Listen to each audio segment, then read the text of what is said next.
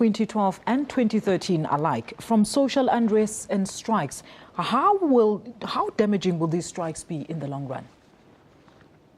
I think in the midst of very slow economic growth, and particularly very unpredictable and slow growth in the European Union, which I believe does a huge business with South Africa, the challenges we face don't look very easy to manage. Like you said, we have triple challenge: unemployment, inequality, and chronic poverty. Absolutely. To me, as an economist, it is mind-boggling. 20 years into independence, our unemployment for the youth sits on beyond 52%. 20 years after independence, that's a worrying our figure. Inequality is worse than what used to be. 20 years after independence, the polarization between the halves, particularly private sector whites, and I like to speak blunt, and the African has not changed. Absolutely true, Doctor. Question is, what do we do? First and foremost is what economists tend to do. We project what will be or forecast. If unemployment is 52% for the youth, we are saying 10 years down the line, the adults then will not be employed. Absolutely true. So the picture is very, very scary. What do we do? It is no longer to sit on the side and assume the government will sort out this problem, particularly the private sector. My view ought to know, one, the security of tenure of our democracy, of our wealth, of our children is tied to how much we all sit and say, listen, this challenge is not theirs, it's ours. This challenge is about us, not them. This challenge is about anybody who is intelligent to understand creating job is securing their own security. Absolutely true, Doctor. To me, that's number one. Number two, we can't live in a country whereby the salaries of African literally is far much below the salaries of the whites. And I keep on asking, why do you go to companies and you find salaries are secret? In my case, I keep on saying, a salary is what I earn, has nothing to do with that. Yes, or we do the same job, but you're getting paid more. What we have seen, in my view, and I respect everybody else, the private sector ought to understand that they are holding this country from the potential it could be. But also, we need to ask another question, which people ask worldwide.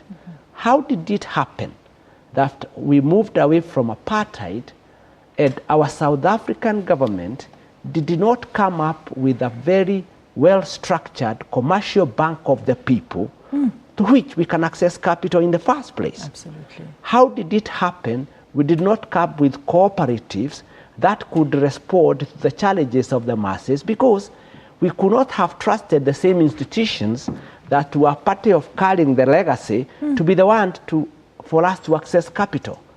I keep on saying, it took me more than 5 years to start a business.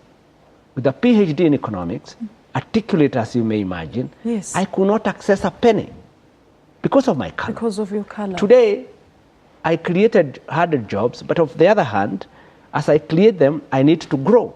Now banks want to give me money, and I don't need it. Where they need to put money is the many like us who are starting, absolutely, so that we can create opportunities. So those are some of the things we need to discuss openly.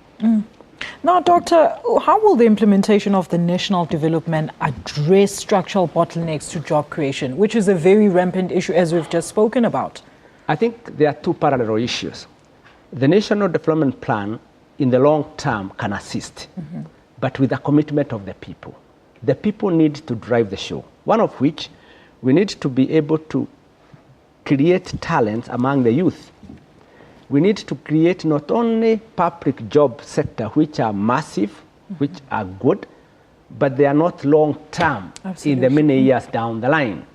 We need to be able to come with a plan that which says, if the youth gets jobs today, are they going to find an environment through which they can invest, educate their children, and have security in the long term. To me, we need to stop saying, let's make income. We need to start saying, let's create wealth for our people. Absolutely. Because once we understand that, then we can be able to have an effective projected growth that can sustain the economy into 50 years down the line. Now, Doctor, the African National Congress did not mention nationalization in their manifesto, the recent election manifesto. Could this mean that they've partially alleviated the latter? I think the word nationalization does not sound politically correct. That's for sure. But behind many thinkers down there, including myself, the question I keep on asking, up to how long shall we see 30-40% sitting on 80% of the wealth and 60% don't? Listen to this. If you listen to the president of France talk, Hollande, if you listen to Obama talk, they are saying the days are gone when majority become spectators of economic activity rather than active players in that. True. Either we go that route or we wait for when the majority will be so poor and therefore they govern at their own whim. That's the risk we face. Very insightful there, Doctor. Now, let's talk about this. Despite a rich natural resource endowment, the country's extractive industry continues to operate below potential level due to the lack of technological progress and policy. How can this be improved?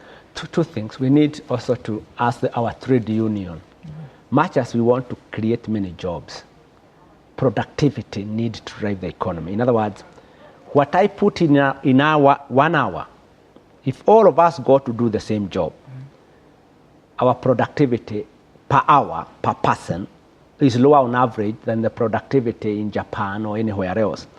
It's imperative that our productivity on an individual level needs to increase. That we can't fight. On the other hand, we need also to understand there is always a trade-off between moving heavily to machination or capital equipment at the expense of labor.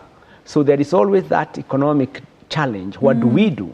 And to me, the answer we do is we need to be competitive by enhancing our productivity and at the same time, but how do we enhance our productivity, Doctor? We need to train our people. We need to tell people skills it's not business from as college usual. level, Correct. From school level. Just to go to the office, put your jacket on the side, be on the phone throughout, and say you are working. That's what we need to start changing. We also need to know that as we advocate the strength of the union themselves need to question internally, are we competitive? Yes. Now, Doctor, before I let you go, the ANC mentioned their plans to create 6 million jobs. How realistic do you think this is?